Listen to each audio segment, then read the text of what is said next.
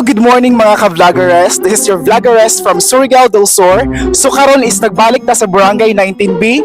Kay kabalo ba mo sa akong first content is nag-trending siya tungod sa atong pag-interview kay Madam Florita Malinaw. Kabalo mo pila ang views ato? 1.3 million views. So di ba?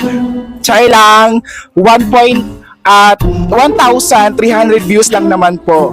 So, gusto na ako balikan or i-part ko na itong interview kay daghay nag-request ng mga viewers o atong mga followers o atong ka-vloggeres regarding siyang story kay katong nga time nga nagpangutana ta o nag-interview ta is grabe ka-emotional.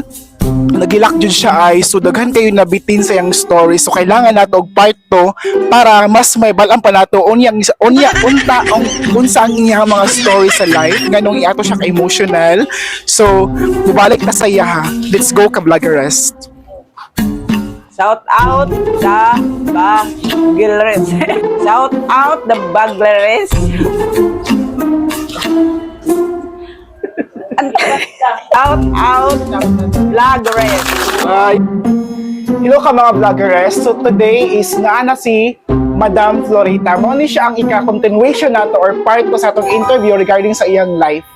So karon mangutana ta usab sa iya ha para mas makaila pa nato si Madam Florita Malinaw. Hello Madam, good morning. Nanapod mi diri sa inyuha is daghay nag-request regarding sa imong story kay lagi katong time nga ipangutana ta ka is grabe ka ka-emotional. So daghay mga nag-expect na siguro sa imong kaagi sa imong life, siguro sa imong kaagi sa una nga lapa ka sa unidad.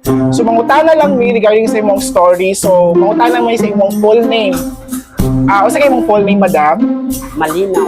Full name, pangalan nimo, middle name, last name.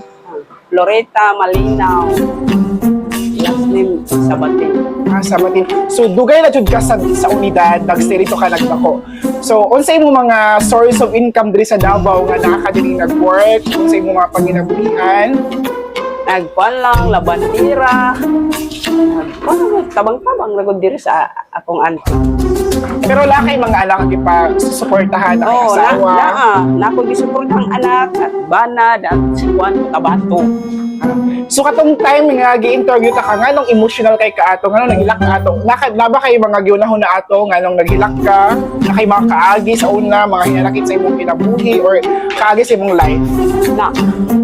Sa pagtaraw imong mga kaagi, pwede na ba may balaan na mo, Madam? Sige, Okay lang mag-share. Sige, gala, kanang kuan ba di magpuyog balay, ana. Tapos kuan mo ano. So sa imong status karon, Madam, is na kay asawa, kanang nga ba kay Nipoy Andre sa Davao.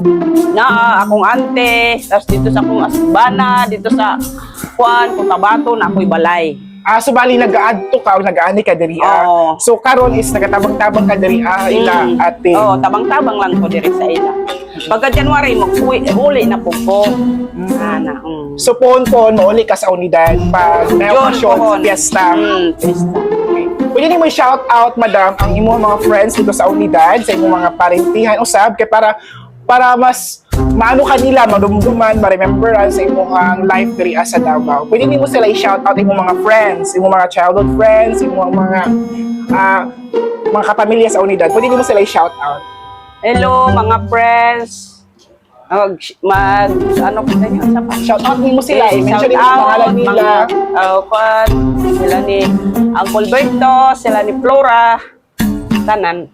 Pero karon dinala kay mga anak na kagi-suportahan.